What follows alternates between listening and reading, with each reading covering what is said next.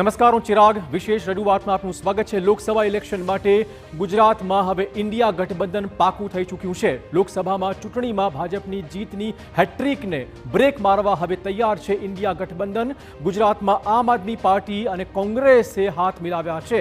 ગુજરાતની 26 બેઠકોમાંથી 24 બેઠકો પર લડશે કોંગ્રેસ અને 2 બેઠકો પર ભરૂચ અને ભાવનગર બેઠક પર લડવાનું છે આમ આદમી પાર્ટી. જોકે સમજૂતી એ પ્રકારે પણ થઈ છે કે હવે ચૂંટણી પ્રચાર દરમિયાન 26 બેઠકો પર કોંગ્રેસ અને આપ વચ્ચે સમજૂતી થઈ ચૂકી છે અને પ્રચાર માટે પણ તે એડી ચૂંટણીનું જોર લગાવવાના છે. ત્યારે ચર્ચીશું આપણે આ જ મુદ્દાને કે ભાજપાના 26ના લક્ષ્યાંકને કેટલો આપશે આ ગઠબંધન પડકાર.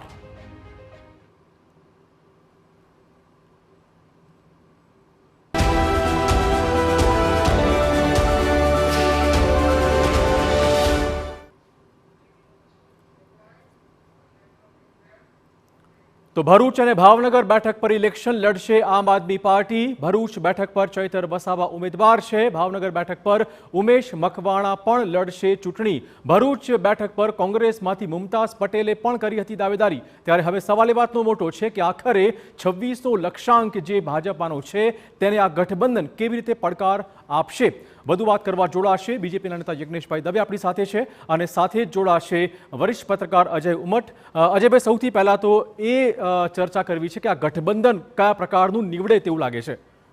જો મારી જે માહિતી અને સમજ જે છે એ ભારતીય જનતા પાર્ટી સામેની લડાઈમાં આમ આદમી પાર્ટી અને કોંગ્રેસની એટલી પ્રતીતિ ચોક્કસ થઈ ચૂકી છે કે ગઈ વિધાનસભાની ચૂંટણીમાં અને ભારતીય જનતા પાર્ટી માટે તો ગુજરાત જે છે એમની એક પોલિટિકલ લેબોરેટરી છે. તમને જો યાદ હોય તો ગાંધીનગર મહાનગરપાલિકા જ્યાં સામાન્ય રીતે દર વખતે કોંગ્રેસ પાર્ટી જીતતી હતી, ગઈ વખતે ભારતીય જનતા પાર્ટીએ એક એક્સપેરિમેન્ટ કર્યો અને જે ટ્રાયંગ્યુલર ફાઇટ થઈ એમાં ભારતીય જનતા પાર્ટીને જબરજસ્ત સફળતા મળી અને આમ આદમી પાર્ટી અને કોંગ્રેસ પાર્ટી અનુક્રમે 22% અને 27% મતમાં વિખેરાઈ ગઈ. એટલે એ જ મોડલ જે છે એ ગઈ વિધાનસભામાં થયું અને ભારતીય જનતા પાર્ટીને 156 બેઠકોની ઝળહળતી સફળતા મળી. આ 156 બેઠકોનું જો તમે એનાલિસિસ કરો તો લગભગ 45 બેઠકો એવી છે કે જે કોંગ્રેસ પાર્ટી માત્ર આમ આદમી પાર્ટીને કારણે જે થર્ડ કેન્ડિડેટ તરીકે એમને જે વોટ લઈ ગયા એને કારણે 45 બેઠકો પર કોંગ્રેસને સીધો પરાજય થયો હતો અને લગભગ 21 કે 23 બેઠક એવી હતી કે જેમાં આમ આદમી પાર્ટી બીજા નંબરે હતી. એનો અર્થ એ કે જો આ મતોનું વિભાજન ન થયું હોય તો ભારતીય જનતા પાર્ટીને દેખીતી રીતે ચોક્કસ જે 156નો આંકડો જો ઐતિહાસિક રીતે એમને હાંસલ કર્યો છે એ ચોક્કસ ન મળ્યો હોત. અને એની આગલી વિધાનસભામાં તમે જુઓ કે 99 અને 77 જે આવી હતી ભાજપ ચોક્કસ જીતત, હું ના નથી પાડતો, પણ એ 99થી કદાચ 115-120 સુધી જાત, પણ જે 156 સુધીનો જે રાઇઝ મળ્યો એનું ચોક્કસ કારણ હતું કે ગુજરાતમાં ત્રિપાખ્યો જંગ હતો. એ જ મોડલને આમ આદમી પાર્ટી જે છે રાષ્ટ્રીય સ્તરે જે જુએ છે અને આમ આદમી પાર્ટી ઉપરાંત જે ઇન્ડિયા ગઠબંધનની વાત હતી એ છે કે ભારતીય જનતા પાર્ટીનો ટોટલ વોટ છે રાષ્ટ્રીય સ્તરે 2014ના ઇલેક્શનમાં 35% હતો અને પછી વધીને 37થી 39% થયો હતો. એનો અર્થ એ કે ઓપોઝિશન પાર્ટી જે છે એવું માને છે કે 60% વોટ જે ડિવાઈડ ન થાય અને એકની સામે એક કેન્ડિડેટ મૂકવાની જે શરદ પવારની અને મમતા બેનર્જીની જે ફોર્મ્યુલા હતી એ જો થાય તો ભારતીય જનતા પાર્ટી જે અબકે પાર 400 પાર નું જે સાયકોલોજીકલ વોર જે એમને ઊભું કર્યું છે એને ચોક્કસ ખાડી શકાય અને ભાજપને 300થી નીચે 240થી 275 વચ્ચે કઈ રીતના લાવી શકાય કે જેથી એક Bharatiya Janata party Bhajap target achieve ન કરી શકે આ પ્રકારનું ચોક્કસ. યજ્ઞેશભાઈ, ઓકે, 26 બેઠકોની વાત કરવી છે. જેમ અજયભાઈ કીધું કે હવે જો આમ આદમી પાર્ટી અને કોંગ્રેસ બંને ભેગા મળી લડી રહ્યા છે તો એક મોટો પડકાર ચોક્કસ છે હેટ્રિક માટેનો. 26 બેઠકની વાત કરીએ તો મારે કહેવું કે 2 વખત એ ચૂંટણી થઈ, 2019માં થઈ અને 2022માં થઈ. 2022માં ગુજરાત ક્ષેત્રની હતી અને 2019ની અંદર આજે લોકસભાની ચૂંટણી થઈ. તો લોકસભાની ચૂંટણીના પરિણામો જોઈએ તો 2019ની લોકસભાની ચૂંટણીમાં આમ આદમી પાર્ટી નામનું કોઈ અસ્તિત્વ ગુજરાતમાં નહોતું અને માત્ર એક જ પક્ષ સીધો લડ્યો હતો. છતાં પણ મારે અજયભાઈને યાદ અપાવવું પડે કે ભારતીય જનતા પાર્ટી 173 સીટો ઉપર 182માંથી 173 સીટો પર ભારતીય જનતા પાર્ટી લીડ કરતી હતી. એ આદરણીય નરેન્દ્રભાઈના નેતૃત્વની અંદર એમની વિકાસની વિચારધારા અને એમના કરેલા કાર્યો ઉપર એ આ 2019નું રિઝલ્ટ હતું. ત્યારબાદ 2022નું જે રિઝલ્ટ આવ્યું એમાં 2 પાર્ટીઓ સામે ગઈ હતી. ચોક્કસ મતોનું વિભાજન થયું પરંતુ ભારતીય જનતા પાર્ટીના ફાળે 53% મત એટલે 1,68,00,000 મત આવ્યા. જ્યારે ભારતીય જનતા પાર્ટી પછી સેકન્ડ નંબરે 80 લાખની આસપાસ કોંગ્રેસના આવ્યા અને 40 લાખની આસપાસ આમ આદમી પાર્ટીના આવ્યા. આ બંનેના મત પણ આપણે ભેગા કરીએ જો તો 1,20,00,000 મત થાય તો પણ ભારતીય જનતા પાર્ટી આજે 48 લાખ મતની સરસાઈથી આગળ છે, જે 2017ની સામે 2017માં માત્ર 19 લાખ. યજ્ઞેશભાઈ, હવે પહેલા જેમ અલગ અલગ લડતા હતા આપ અને કોંગ્રેસ, હવે બંને ભેગા મળીને અલગ અલગ મુદ્દા ઉઠાવશે, એની મતદારો ઉપર ચોક્કસ અસર પડશે કે નહીં પડે? બીજું કે મતદારો ઉપર એવું નહીં માની લેવું કે એક ને એક બે થાય, એવું ક્યારેય ન માની લેવાય. કારણ કે બે પક્ષો જ્યારે ભેગા થાય તો એ બંને પક્ષોના કોઈક મતદારો એવા પણ છે કે જેને એક્સ નથી ગમતો એટલે વાયને મત આપતા હતા, અને વાય નહોતો ગમતો એટલે એક્સને મત આપતા હતા. જ્યારે બંને ભેગા થાય ત્યારે એ એક્સ અને વાય બંનેના જે વિરોધી છે એ ત્રીજી ક્યાંક જગ્યાએ પણ જવાના છે. એટલે મતોનું ધ્રુવીકરણ પણ થાય. એટલે એવું નહીં કે જે ટોટલ મત મળ્યા હતા આમ આદમી પાર્ટીને અને ટોટલ મત મળ્યા હતા કોંગ્રેસને, એ બંને મત ભેગા થઈ અને ભારતીય જનતા પાર્ટીની સામે એવું ક્યારે શક્ય ન થાય. બંને બળિયા કદાચ આપણે ગણીએ તો આ બંને બળિયા જો જોર લગાવે તો શું લાગે છે? ભારતીય જનતા પાર્ટી છે ને એને ચૂંટણી જીતવામાં જબરજસ્ત પેલું છે ને એક આત્મવિશ્વાસ જે છે એ આત્મસાત કર્યો છે. અને બીજું કે સાહેબ ત્રીજી પાર્ટી મેદાનમાં નહોતી પણ ભાજપે છે ને ઘણા બધા ઉમેદવારોને મેદાનમાં ઉતાર્યા હતા. તમે કહો તો હું તમને સીટ વાઇઝ કહી શકું કે કઈ બેઠકોમાં કેટલા ઉમેદવાર તમે ડમી ઉમેદવાર કે ઉભે રાખી દે, પણ એ તમારી ચૂંટણીની વ્યૂહરચના હોઈ શકે, એની સામે મને કોઈ જ વાંધો નથી. અને હું કહું છું કે ચૂંટણી જીતવામાં ભારતીય જનતા પાર્ટીએ એટલી બધી મહારત હાંસલ કરી છે. હું તમને કહું કે વડાપ્રધાન નરેન્દ્ર મોદીની લોકપ્રિયતા આજની તારીખે ચરમસીમા પર છે, બરાબર છે કે નહીં? અને એમને કહું ને એમ કે ઇલેક્શનમાં માત્ર સ્ટેટિસ્ટિક્સ નથી જોવાતું, એક સાયકોલોજી પણ જોવાય છે ને કેમિસ્ટ્રી પણ જોવાય છે. જ્ઞાતિવાદી સમીકરણોની વાત જે છે તમે જુઓ કે બિહારમાં નીતિશ કુમાર જે છે એને તમે વિનાશ પુરુષ કહેતા. માંથી 39 બેઠકો લાસ્ટ ટાઈમ લઈને આવ્યા હતા ત્યારે નીતિશ કુમાર એમની સાથે હતા. આ વખતે નીતિશ કુમાર, લાલુ યાદવ અને કોંગ્રેસ પાર્ટી જો ભેગા થાય તો ભાજપને ત્યાં પોલિટિકલી બેલેન્સ કરવામાં તકલીફ પડતી હતી. એ જ વસ્તુ તમે મહારાષ્ટ્રમાં અશોક ચૌહાણ જુઓ કે કમલનાથ જુઓ, તો આ બધા એટલા બધા ઉદાહરણ આપીશ યજ્ઞેશભાઈને કે કહેવાનું તાત્પર્ય છે કે ભાજપની સ્ટ્રેટેજી સામે કોઈ બેમત નથી. થોડી વાત કરી લઈએ કે ભાવનગર અને ભરૂચ આ બે બેઠક પર જે રીતે કોન્ફિડન્સથી આપે ઉમેદવાર જાહેર કરી દીધા છે, શું આ ગઠબંધનથી આ બે બેઠકો માટે શું કહી શકાય? બે બેઠકો મને પૂછો છો ના, હું તમને કહું, જો ભરૂચની બેઠક જે છે એ કોંગ્રેસ પાર્ટીએ જે રીતના સમાધાન કર્યું છે એટલા માટે સમાધાન કર્યું છે કે ત્યાં ચૈતર વસાવા જે છે બહુ જ મજબૂત ઉમેદવાર છે. પણ મને સામે આશ્ચર્ય એ પણ થાય છે કે અહેમદ પટેલની દીકરી મુમતાજ, બરાબર છે કે નહીં, દીકરાને હું એટલા ગંભીરતાથી ઉમેદવાર તરીકે નથી જોતો, પરંતુ મુમતાજ જે છે એના માટે એક મહિલા પણ છે, અહેમદભાઈનો એક રાજકીય વારસો પણ એની સાથે છે, મુસ્લિમ મતોની ટકાવારી આખા ગુજરાતમાં સૌથી વધારે છે. અને કોંગ્રેસ પાર્ટીએ આ સમાધાન ભરૂચની બેઠકમાં શા માટે કર્યું મને સમજાતું નથી. ભાવનગર હું સમજી શકું છું કે શક્તિસિંહ ગોહિલ જે છે એ પોતે ભાવનગરના છે ને એમને એવું લાગ્યું હશે કે ભાઈ ઉમેશ મકવાના જે છે એને કારણે કોળી મતદારો જે છે એ આપણી તરફેણમાં આવે, કારણ કે ત્યાં તમે જુઓ કે કોળી મતોનું બાહુલ્ય વધારે જોવા મળે છે અને કોળી ઉમેદવાર હંમેશા જીતતા હોય છે. આપણે પરસોત્તમ સોલંકી હોય કે એમના અત્યારના જે સાંસદ સભ્ય છે એ પણ કોળી છે અને હીરા સોલંકી, પરસોત્તમ સોલંકીનું રાજકારણ ત્યાં વર્ષોથી ચાલતું આવે છે. પણ ભરૂચ જે છે એ ચોક્કસ આશ્ચર્ય લાગે છે, પણ છતાં એટલા માટે કે ત્યાં ચૈતર વસાવા જે છે બહુ જ મજબૂત ઉમેદવાર છે. છોટુ વસાવા શ્યોરિટી ખરી ભાજપની સામે જીતની કોઈ શ્યોરિટી ખરી? મને જીતવાની શક્યતા નથી દેખાતી.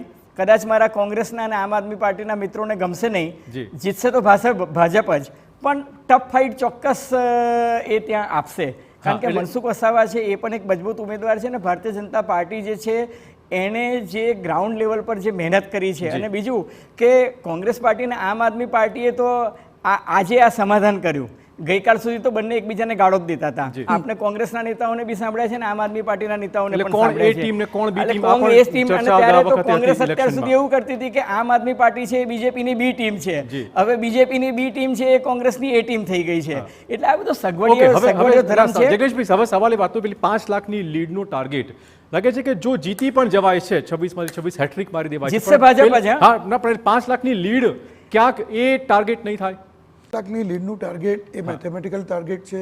આદરણીય સી આર પાટીલ સાહેબે જે પ્રમાણે આજે ગણતરી કરી હતી વિધાનસભામાં, જી. તો વિધાનસભામાં પણ એ જ ગણતરી એ જ પ્રમાણે મત નીકળ્યા અને એ પાટીલ સાહેબની એક પદ્ધતિ એમાં પણ અજયભાઈ સંમત થશે કે એમની જે મેથેમેટિકલ અને જે મત ગણવાની જે પદ્ધતિ છે અને જે પ્રમાણે એમની વ્યૂહરચના છે એ પ્રમાણે ધાર્યા પરિણામો લાવવા માટે સર્જાયેલા છે. એટલે કોઈ મોટો પડકાર નથી. સર્જાયેલા શબ્દો આપણી પાસે વાપરું છું. મનીષભાઈ જોડાઈ ગયા છે કોંગ્રેસમાંથી. મનીષભાઈ, આપનું સ્વાગત ટીવી 9 પર. સૌથી પહેલા તો ગઠબંધન વિશે થોડી વાત કરો કે આ ગઠબંધન ભાજપનું જે મિશન 26 છે એને કેટલી રીતે પહોંચી વળશે, કેવી રીતે?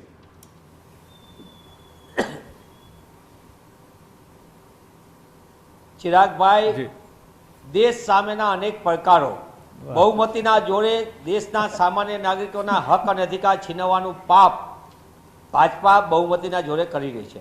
દેશનો સામાન્ય નાગરિક, ખેડૂત હોય, યુવાનો હોય, એ પારાવાર મુશ્કેલીનો સામનો કર્યો છે. સંવૈધાનિક સંસ્થાઓને સતત નબળી પાડવાનું કામ ભાજપા સરકાર સતત કરી રહી છે.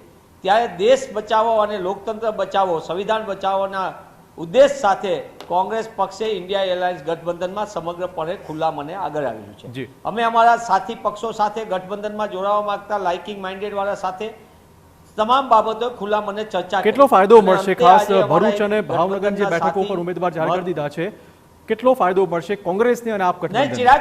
ચિરાગભાઈ, તમારા પ્રશ્નની સાથે સાથે આ સાંભળવાનું એટલા માટે હું હંમેશા કહેતો હોઉં છું, પૂરી વાત સાંભળો તો જેથી કરીને ખબર પડે કે કેમ થઈ રહ્યું છે.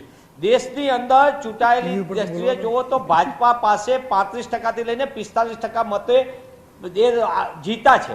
સામે 55 થી 65% મત એમની વિરુદ્ધના છે. પણ મતનું વિભાજન થવાના કારણે ભાજપા બહુમતીથી દેશ ઉપર કામ કરી રહ્યું છે. તેવા સંજોગોમાં મતનું વિભાજન અટકે અને દેશનો મૂળભૂત વિચાર, સંવૈધાનિક સંસ્થાઓ ટકે, સંવિધાન બચે, એ માટે કોંગ્રેસ પક્ષે આ ગઠબંધન કર્યું છે અને એને અમે આવકારીએ છીએ. ઓકે, અજયભાઈ હમણાં જ તમારા જોઈન્ટ થતા પહેલા કીધું હતું કે ભાજપની જીત એ ભરૂચ બેઠક પર લગભગ નિશ્ચિત જ તેમણે કહી દીધી છે.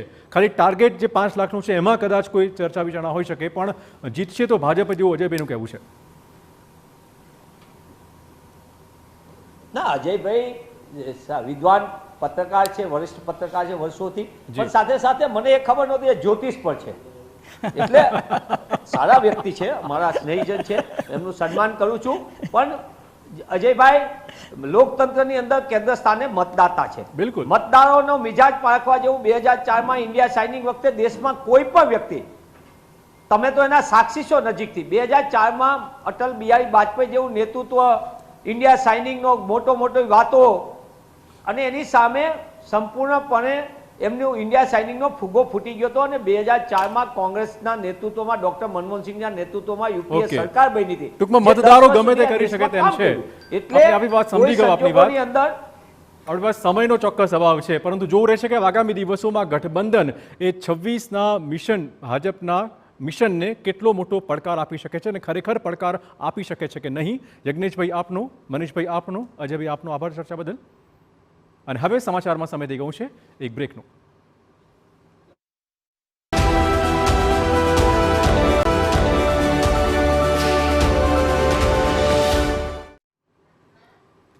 વિરામ પછી આપનું સ્વાગત છે. તો ગુજરાતમાં લોકસભા ઇલેક્શન માટે કોંગ્રેસ અને આપ વચ્ચે ગઠબંધન થઈ ચૂક્યું છે અને આ જ મુદ્દે ઈસુદાન ગઢવીએ શું કહ્યું છે સાંભળીએ. તો રાજ્યમાં પ્રથમવાર લોકસભા ચૂંટણી ગઠબંધન સાથે લડવા માટે કોંગ્રેસ જઈ રહી છે અને આજે ઇન્ડિયા ગઠબંધનની જાહેરાત અધિકૃત રીતના થઈ ચૂકી છે. ગુજરાતમાં આમ આદમી પાર્ટી 2 બેઠકો જે અગાઉથી જાહેર થઈ ચૂકી છે અને કોંગ્રેસ 24 બેઠકો પર ચૂંટણી લડવાની છે. ત્યારે ગઠબંધન સંદર્ભમાં આમ આદમી પાર્ટીના પ્રદેશ અધ્યક્ષ ઈસુદાન આપણી સાથે વાતચીત કરવા માટે જોડાયા છે. એમની સાથે વાતચીત કરીએ. ઈસુદાનભાઈ, 8 બેઠકો પર તમે દાવો કર્યો હતો, 2 બેઠકો મળી છે, જતું કર્યું કે પછી પહેલીવાર 2 બેઠકો આ રીતના ગઠબંધનમાં મળી છે એની ખુશી? જો મેં કીધું એમ કે દેશ બચાવવાની લડાઈ છે, લોકતંત્ર બચાવવાની લડાઈ છે. જે રીતે આપણે ચંદીગઢમાં 36 મતમાં પણ ધાંધલી કરીને પોતાનો મેયર જેવી નાની ચૂંટણીમાં આટલા મત આખા દુનિયામાં આપણી ભારતને બદનામ કર્યું ભાજપે, તો તમે જોઈ શકો છો કે ભાજપ કયા હદે જઈ શકે છે. પછી ગઠબંધન તૂટી જશે, ગઠબંધન નહીં ચાલે, ગઠબંધનમાં નેતાઓના ગમે તેના નિવેદનો કરાવતા હતા. પણ આમ આદમી પાર્ટીના અરવિંદ કેજરીવાલજી ખૂબ મેચ્યોરિટી દેખાડી. અમને ખૂબ સૂચના હતી કે એક પણ નિવેદન ઇન્ડિયા ગઠબંધનને લઈને કોઈ નેગેટિવ કરવાનું નથી. જ્યાં સુધી અમારી વાતચીતો ચાલી, બહુ સ્મૂથલી ચાલી. સામે પક્ષે જેણે જે નિવેદનો કર્યા હોય કરવાનું, પણ અમે ક્યાંય કોઈ પણ નેતાએ તમે જોયું હશે ખૂબ મેચ્યોરિટીથી આગળ વધ્યા. શું કામ? લોકતંત્ર બચાવવાની લડાઈ હતી. દિલ્હીમાં 3 સીટો આપી જ્યાં કોંગ્રેસનું કશું નથી, અત્યારે નથી ધારાસભ્ય, નથી સાંસદ, 8-10 કોર્પોરેટરો છે, છતાં પણ મન મોટું રાખીને અરવિંદજીએ આપી. અમે ગોવામાં પણ જતું કર્યું. અમે ગુજરાતમાં 8 સીટ માંગી હતી. મારી દાહોદ બહુ સ્ટ્રોંગ છે, બારડોલી સ્ટ્રોંગ છે, જામનગર સ્ટ્રોંગ છે. આ બધી સ્ટ્રોંગ હોવા છતાં પણ છેલ્લે જ્યારે નક્કી થયું તો કે ભરૂચ અને ભાવનગર ઉપર સહમતિ સધાય છે. મેં સહર્ષ કહ્યું કે કાર્યકર્તાઓ ખુશ રહેશે, બે પણ મજબૂતાઈથી આપણે લડીશું, જીતીશું. ભલે 24 કોંગ્રેસ લડે એને પણ સાથ આપીશું, અહીંયા પણ કોંગ્રેસ આપે આપણે સાથ, એવી અપેક્ષા સાથે ખૂબ મજબૂતાઈથી. તો ખૂબ જ મજબૂતાઈથી લડવા માટે તૈયાર છે હવે આમ આદમી પાર્ટી અને કોંગ્રેસ. મનીષભાઈ, જેમ બ્રેક પહેલા વાત કરી હતી કે આ ગઠબંધન હવે કેટલું કાઠું કાઢી શકશે, કેમ કે જુઓ તમે હમણાં ફૈઝલ મુદ્દે સમાચાર આવ્યા છે કે પોતે હવે રજૂઆત કરવા તૈયાર છે કે દિલ્હીમાં જઈ અને રજૂઆત કરશે કે ઉમેદવાર ભરૂચની બેઠક પર કોંગ્રેસનો જ હોવો જોઈએ, એટલે હજુ પણ કમઠાણ યથાવત છે.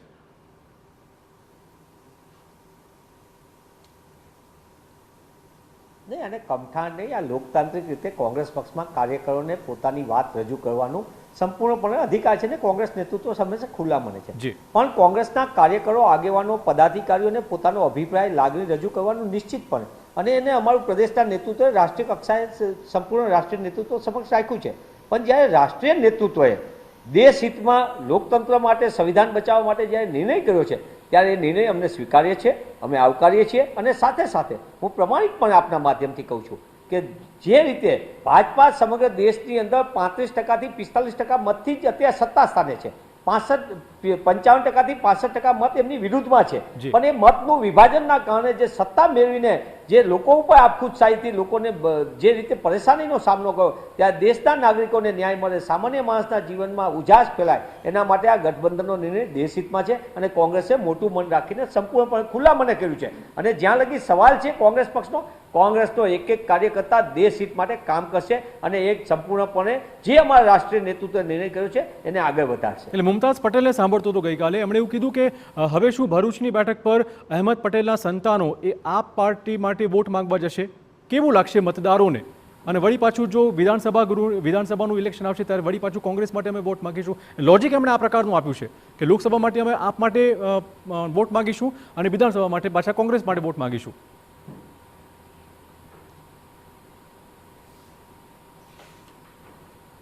સ્વર્ગસ્થ અહેમદભાઈ પટેલ અમારા એક વ્યક્તિ ભરૂચ પૂરતા નહીં, પ્રદેશ પૂરતા નહીં, રાષ્ટ્રના નેતા હતા. અમારા સૌના માર્ગદર્શક રહ્યા છે હંમેશા. અમારા પ્રત્યે અપાર સ્નેહ રાખનારા અમારા વરિષ્ઠ નેતા સમગ્ર દેશ માટે. અને અહેમદભાઈના પરિવારમાંથી, એટલે મુમતાજબેન, ફૈઝલભાઈ હોય કે કાર્યકર્તાની લાગણી, અહેમદભાઈ હંમેશા કાર્યકરને પણ પરિવાર તરીકે આગળ વધાર્યો છે. ત્યારે જે પરિસ્થિતિ અત્યારે દેશ સામે છે, દલથી ઉપર દેશ, અમે બોલવા માટે નથી કહેતા, પણ કોંગ્રેસ પક્ષના નેતૃત્વને ગર્વ સાથે કહું છું, કોંગ્રેસના કાર્યકર્તા તરીકે મને ગૌરવ થાય છે. હું એ પક્ષનો કાર્યકર છું જેના રાષ્ટ્રીય નેતૃત્વએ દેશ હિત માટે આ નિર્ણય કર્યો છે. અને આ પડકારજનક સ્થિતિની અંદર જ્યારે દેશના સામાન્ય નાગરિક માટે એકમાત્ર નેતા આખા દેશમાં નીકળ્યા હોય તો રાહુલ ગાંધી છે. અને રાહુલજી બહુ મક્કમપણે કહે છે અત્યારે કોની સત્તા નહીં, પણ દેશ બચાવવાનો, સંવિધાન બચાવવાનો. દિનેશભાઈ, જેમ વારંવાર મનીષભાઈ કહી રહ્યા છે કે બંધારણ બચાવો, દેશ બચાવો, લોકશાહી બચાવો, આ તમામ મુદ્દા એ આગામી દિવસોમાં આપની સાથે મળીને એ લોકો સમક્ષ લઈ જશે. જ્યાં સિદ્ધાંતો જ નથી, સિદ્ધાંતોનો અભાવ છે. જે પક્ષના આજે તમે જોવા જાઓ તો મોટાભાગના નેતાઓ કાં તો જેલમાં છે, કાં તો બેલમાં છે, ને કાં તો કોઈને નોટિસ મળે છે, અને એવી રીતે પરિસ્થિતિમાં છે. હવે એ પક્ષ જોડે કયા સિદ્ધાંતને, કયા બચાવવાની, કયું સંવિધાન બચાવવાની વાત થાય? કારણ કે કોઈ પણ વ્યક્તિને જ્યારે ગુનો ક્યારે લાગુ પડે કે ત્યારે ભારતના સંવિધાનની વિરુદ્ધમાં કોઈ પણ કૃત્ય તમે કરો ત્યારે ગુનો લાગુ પડે. તેવા વ્યક્તિઓ માટે કયા સિદ્ધાંતોની વાત હોય? અને એમાં સંવિધાનની વાત, મને તો મનીષભાઈની પ્રામાણિકતા ઉપર આજે શંકા જ નથી. કારણ કે મનીષભાઈને અમે ઘણી બધી ડિબેટોમાં સાથે રહ્યા છીએ, અને ભૂતકાળની અંદર જ્યારે વિધાનસભાની ચૂંટણી હતી ત્યારે પણ મનીષભાઈ બહુ સરસ બોલતા હતા કે આમ આદમી પાર્ટી એ તો ભાજપની બી ટીમ છે. બહુ સરસ રીતે એમને એક્સપ્લેન બહુ સરસ રીતે કરતા હતા કે આટલા મત આમ આદમી પાર્ટીને મળ્યા, એ આના લીધે મળ્યા, અને આમ આદમી પાર્ટી આટલા મત એટલા માટે લઈ ગઈ કે ભાજપની બી ટીમ હતી, હવે એ બી ટીમ એમની એ ટીમ બની ગઈ છે. આ 100% સવાલ ઉઠવાનો જ છે. મનીષભાઈ, હવે ચોક્કસ કારણ આપજો. હવે કોણ કોની એ અને કોણ કોણની બી ટીમ છે? ચિરાગભાઈ. હા જી. ચિરાગભાઈ જી, મને આનંદ એ થયો યજ્ઞેશભાઈ બહુ સગવડિયું કોટેશન યાદ રાખે. આ જ વાત એમને એટલું ખાલી થોડુંક નજીક ગયા ને પાડોશીમાં ચક્કી પીસિંગ અજીત પવારજી ભ્રષ્ટ છે, દેશના ભ્રષ્ટ નેતા પૈકી એક છે, અત્યારે ડેપ્યુટી સીએમ, બધા ભાજપના કાર્યકરો સલામ મારે ડબલ, એ જ મહેબૂબા મુફ્તી बेटी बाप और बेटी ने काश्मीर को लूट लिया, जन्नत को लूट लिया, અને એની સાથે સરસ મજાનું ગઠબંધન હતું કે શું હતું, આતંકવાદીઓને પનાહ દેનારા લોકોને ની વાતો કરનારા લોકોની વાત કરી, અને એ જ મહેબૂબા મુફ્તીને અત્યારે એમની સાથે ગઠબંધન કર્યું. ભાજપા માટે સિદ્ધાંતની કોઈ વાત જ નથી, એમની આગળ અપેક્ષા નથી રાખતા. રહી વાત કોંગ્રેસ પક્ષની, અમે જે વાત કરી રહ્યા છીએ આજે કહી છે, તમે જેને એમ કહો છો જેલને બેલ, હું નથી કહેવા માંગતો કે કોણ ક્યારે જેલમાં હતા ને કોણે ક્યાં કારનામા કર્યા હતા, કોના કઈ રીતના કોના અધ્યક્ષને ને કોની સામે શું શું છે એનું નથી કહેતું. આ એ ભારતીય જનતા પાર્ટી છે કે જેના નેતાઓ 1 લાખ રૂપિયાની ડિફેન્સ ડીલમાં દેશની સુરક્ષાના સાથે ખિલવાડ કરીને જેલમાં ગયા હતા. એ 1 લાખની લાંચથી TV9 થી સહિત દેશના તમામ કેમેરાએ વિશ્વની નજર જોઈ છે. આ એ ભારતીય જનતા પાર્ટી છે જેના મંત્રીએ કીધેલું પૈસા ખુદા નહીં, ખુદા સે પણ બદતર હે. આ વાત કોને બંને સરખા છો, ભાજપ અને કોંગ્રેસ, એવું ચોક્કસ સાબિત થઈ રહ્યું છે. માટે મજબૂત કર્યા ત્યારે આજે તમને કહું છું કે ભારતીય જનતા પાર્ટીના પ્રદેશ અધ્યક્ષે આજે વિકલાંગોનું અપમાન કર્યું છે. ભાજપાના પ્રદેશ અધ્યક્ષે લુલા લંગડા બોબડા એવી વાતો કરીને એમને ઉદાહરણ આપીને સત્તાના અહંકારની વાત કરી છે. અને તમે મને કહો છો યજ્ઞેશભાઈ, મને ખરેખર આજના એમણે જે મુદ્દો આજે કીધો, દિવ્યાંગ શબ્દ પ્રયોગ નરેન્દ્ર મોદીએ આપેલો છે, અને તમારા જ CR પાટીલ એ આંધળા કે લુલા કે લંગડા કે બહેરા કે શું કહેશો? મનીષભાઈ આપણે આન્સર માંગી લઈએ છીએ. હા યજ્ઞેશભાઈ, કોઈ શબ્દો કદાચ મિસાલના સ્વરૂપમાં વાપરેલા હોય, એમાં કોઈ ઈરાદા એવા નથી હોતા, અપમાનજનક ઈરાદા ક્યારેય નથી હોતા, પરંતુ જ્યારે એમણે ઘણી બધી વાતો કરી કે કોની ઉપર શું હતું, એથી માંડીને ઝેડ સુધીના 26 અક્ષર એવા છે કે એક અક્ષર ઉપર કોંગ્રેસના કૌભાંડો હતા, અને એ કોંગ્રેસના કૌભાંડો જાહેર એમના જ પક્ષના વ્યક્તિઓએ કરેલા. અમે ક્યારે જાહેર કર્યા નથી, એમના પક્ષના જ વ્યક્તિઓ કરેલા. અને બીજું કે એમના પક્ષના વ્યક્તિઓ જ એમના પક્ષ છોડીને ગયા છે. બીજું એ વાત એવી કરી રહ્યા છે કે કોંગ્રેસના નેતાઓને તમે આજે સ્વીકારી લીધા છે અને ગઈકાલે તમે એની ઉપર આમ બોલતા તેમ. અરે હું એ વાત કરું, જ્યારે ભારતીય જનતા પાર્ટીની સ્થાપના 1985માં થઈ ત્યારે ભારતીય જનતા પાર્ટીને એક પણ મત નહોતા, મત બધા તમને જ મળતા હતા. તો એ મતદારો આજે એ વાત કરે છે, પણ ગુજરાતની હું વાત કરું તો ગુજરાતમાં 53% મત ભારતીય જનતા પાર્ટીની ફેવરમાં છે. તો 53% મતદારો ભારતીય જનતા પાર્ટીની ફેવરમાં આજે છે. એ મતદારો ગઈકાલે તમને મત આપતા હતા. જો મતદારો પણ વિકાસને રાહે ફરી શકતા હોય, આજે નેતૃત્વનો પ્રશ્ન છે કે જે વ્યક્તિ નેતૃત્વ કરી રહી છે એ કોણ છે. આજે તમારા પક્ષનું નેતૃત્વ જ્યારે સારું હતું તો તમારા પક્ષના નેતૃત્વમાં જનતા મત આપતી હતી. જ્યારે ભારતીય જનતા પાર્ટીનું નેતૃત્વ છે કે આજે નરેન્દ્રભાઈ દેશના વિકાસમાં કાર્ય કરી રહ્યા છે, તો નરેન્દ્રભાઈના નેતૃત્વમાં જનતા મત આપે છે. મને ચિરાગભાઈ જવાબ દેવા દેજો. જી આપ બોલો, આપનો ટર્ન, બોલો આપ. મને એ વાત થાય છે કે આટલું બધું યજ્ઞેશભાઈ શું કામ આપણે શું કામ દૂર જવું પડે? જેને તમે કાલે દેશદ્રોહી કહેતા હતા, રાજદ્રોહી કહેતા હતા, આજે ખુરશીમાં બેસાડીને તમે સન્માન આપી રહ્યા છો. અમે કઈ નથી કહેતા, તમારી જ સરકારે લગાવેલા કેસો, તમારી જ સરકારે એમને જુદી જુદી જેલમાં ફિટ કરી દેશું ને આમ કરશું. એટલે તમે કાયમ કાં જેલમાં કાં મહેલમાં એ પસંદગી આપીને લોકોને લોકતંત્રની હત્યા કરીને તમે સત્તા નહીં માટે ગમે એમ કરીને હથકંડા અપનાવો છો અને પાછા કોંગ્રેસ ઉપર આક્ષેપ કરો છો.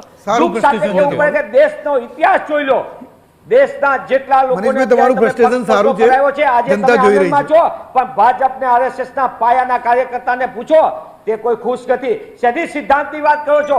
એ આ લોકતંત્રની હત્યા કરીને તમે ચાલ ચલન ચરિત્રને ચહેરો ખુલ્લો પડ્યો, પાર્ટી વિથ ડિફરન્સની વાતો કરતા હતા, અને એન કે હથકંડા અપનાવીને આજે લોકતંત્રની હત્યા કરીને તમે એને ઉજાણી મારી રહ્યા છો. તમને મુબારક. પણ હું એટલી છેલ્લી વાત કહેવા માંગુ છું, મેં નથી કીધું, તમારા જ પ્રદેશ અધ્યક્ષે બોલ્યા લુલા લંગડા બહેરા આંધળા, એનું ઉદાહરણ અમે નથી આપ્યું. તમે વિકલાંગોના અધિકાર ઉપર તરાપ મારીને તમે એને અપમાન કરી રહ્યા છો, અમે નથી કીધું. તમે જે દેશના સામાન્ય વાત કરો છો સંસ્કૃતિની, મારે કોઈ ભાજપના વ્યક્તિગત નેતાઓના કેરેક્ટર એસેસિનેશન ઉપર નથી પડવું. હું કોઈ નેતાની વિશે બિલો બેલ્ટ વાત કરવા માંગતો નથી. હું માત્ર યજ્ઞેશભાઈને એટલી વિનંતી કરું છું કે મહેરબાની કરીને એવી કોઈ વાત ન કરો.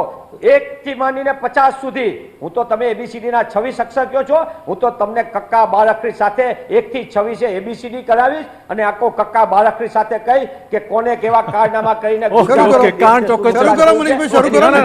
તમારા જોડે હોય તો શરૂ કરો ને. હું TV9 ના માધ્યમથી ચેલેન્જ આપું છું. ચલો શરૂ કરો. ચલો યજ્ઞેશભાઈ શરૂ કરો ને. TV9 ના માધ્યમથી ચેલેન્જ આપું છું, હોય તો શરૂ કરો. એમને દુઃખ ના ઉડાડો, સારું નથી લાગતું આ બધું. બરોબર છે? એમને એમને એમ દુઃખ ના ઉડાડો મનીષભાઈ, સારું નથી લાગતું આ બધું. પણ હંમેશા તમે તમારી બોલવું સહેલું છે મનીષભાઈ, બતાવવું અઘરું છે, એટલે મહેરબાની કરીને TV9 ના માધ્યમથી તમે તમારી વિશ્વસનીયતા ખોવો એવું ના કરો. મને તમારા માટે સન્માન છે.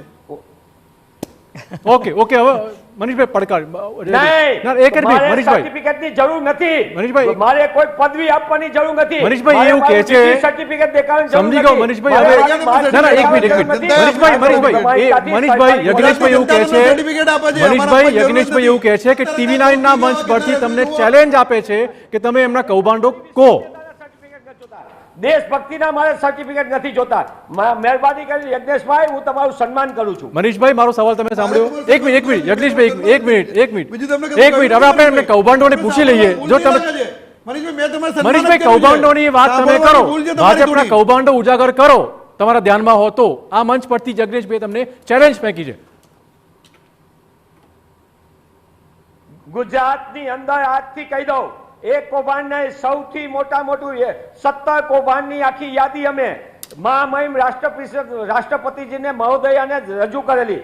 કેમ આજ દિન સુધી એની તપાસ નથી થઈ? ગુજરાતની અંદર એવું ગામથી લઈને ગાંધીનગર શહેરથી લઈને સચિવાલય સુધીના ભ્રષ્ટાચારનો એ સૌની યોજના હોય કે પછી નર્મદા કેનાલનો ભ્રષ્ટાચાર હોય કે તમારે અત્યારે પુલો તૂટવાનું હોય, પેપર ફૂટે, પુલ તૂટે, આ ભ્રષ્ટાચાર નથી તો શું છે? કોનો ભ્રષ્ટાચાર છે? બોરી બંધથી લઈને ગુજરાતમાં ઠેર ઠેર ભ્રષ્ટાચાર કોનો હતો? 55 લાખ રૂપિયા સચિવાલયથી સ્વયં સંકુલથી 100 મીટરના અંતરે આવેલી જમીન વિકાસના ઓલામાં લેન્ડ રિફોર્મ્સના ઓલામાં ડિપાર્ટમેન્ટમાંથી પકાય. કોના માટેનું હતું? ગુજરાતની અંદર નકલી કચેરીઓ કોના શાસનમાં આવી? કોના કારણે નકલી અધિકારીઓ? બિલકુલ. ટૂંકમાં તમામ મુદ્દા ચોક્કસ કોંગ્રેસ અને આપ ભેગા મળીને લોકસભામાં ઉઠાવવાના છે. એક આપણી પાસે સમયનો અભાવ છે મનીષભાઈ, સમયનો અભાવ. મહેરબાની કરી ઓકે. અને તમે જ્યારે ના, સન્માન પણ આ આપો છો, કૌભાંડ એમણે જે વાત કરી એ ક્યાંક ને ક્યાંક ચર્ચામાં તો ચોક્કસ આવે છે. નકલી કચેરી કૌભાંડ હોય, તોડકાંડ હોય, ગમે તે આ બધા કૌભાંડો ચર્ચામાં ચોક્કસ આવતા જ હોય. ઓકે, સમજી ગયો પણ ઓકે આપણી પાસે સમયનો અભાવ છે. કોઈને ચોરી કરતા પકડી લઈએ જી. નહીં, કોઈને ચોરી કરતા ચિરાગભાઈ પકડી હા. લઈએ એટલે એ ચોર ત્યાંથી પકડાઈ ગયો છે. ઓકે. બીજું કે ચોરી કરવી કે કોઈ બી એ સતત ચાલતી પ્રક્રિયા છે. ઘણા ઓકે. એ માનસિક આધારિત પ્રક્રિયા છે અને એ પકડાતી હોય જ્યારે ભારતીય જનતા પાર્ટીના સમયમાં તો અમે આજે પ્રજાને સુશાસન આપી રહ્યા છીએ એટલે અમે પકડીએ છીએ ને. બાકી તમારા વખતમાં શું ચાલતું હતું એ તમને ખબર છે. તમારા શાસિત રાજ્યોની અંદર ત્યારે શું પરિસ્થિતિ છે એ તમને ખબર છે. કોના શાસનમાં? અનુસૂચિત જાતિ. મનીષભાઈ, તમે શાંતિથી સાંભળવાની ટેવ નથી તમને? મનીષભાઈ, તમને શાંતિથી સાંભળવાની ટેવ નથી? ઓકે, સમયનો અભાવ ચોક્કસ. લોકસભા ઇલેક્શન પહેલા આ તમામ મુદ્દા ઉઠવાના છે. કોંગ્રેસ અને આપ વચ્ચે ગઠબંધન થઈ ચૂક્યું છે. લોકસભા ઇલેક્શનમાં મતદારો સમક્ષ આ જ મુદ્દા કોંગ્રેસ અને આપ ઉઠાવવાનું છે, જ્યારે કે ભાજપે મૂક્યું છે મિશન 26 નું ટાર્ગેટ. જોવું રહેશે કે હવે આ ગઠબંધન સામે આ મિશન 26 એટલે ભાજપને કેટલો મોટો પડકાર રહેવાનો છે. યજ્ઞેશભાઈ આપનો, મનીષભાઈ આપનો, અજયભાઈ આપનો આભાર ચર્ચા બદલ. અમારી વિશેષ રજૂઆતમાં બસ આટલું. સમાચાર માટે સ્ટે ટ્યુન વિથ TV9.